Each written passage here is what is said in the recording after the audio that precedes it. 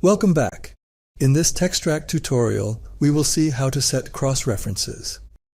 Here's the exoplanet strategy project we set up in a previous video. The 3 keyboard commands I will use are available in the menu, here. I will use Ctrl+A to mark the entry to refer from the source entry. I use Ctrl+X to set a C cross-reference, and Ctrl+Shift+X to set a C also cross-reference. Now, first I will show how to set a C cross-reference from one entry in the entry list to another. I'm going to use KeyView to look at entries containing the term habitability. I'll set a C cross-reference from planetary habitability to habitability. Both entries have references. I press Ctrl+A to mark planetary habitability as the source entry, the entry to refer from. Then I select the target entry, the entry to refer to, and press Ctrl+X to set the cross-reference. Note that the references of the source entry have been moved to the target entry. Here's the preview. I can navigate between the 2 entries by double-clicking the star or by pressing Ctrl+Q.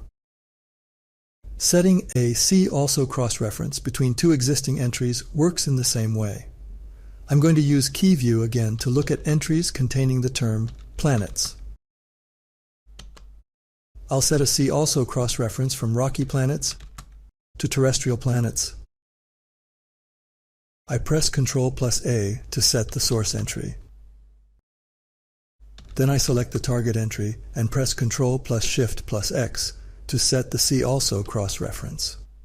When using a See Also cross-reference, the references are not moved to the target entry. This method can also be used if the source or target entry is not in the index yet. You can simply add any new entry by pressing Insert. This new entry has no references. I press Ctrl+A to set a cross-reference from this to star shades. I select that and press Ctrl+X. Here's the preview again. Finally, be sure to take a look at the formatting options for cross-references. For full details, see the help info. That's all for this tutorial. Thank you for watching.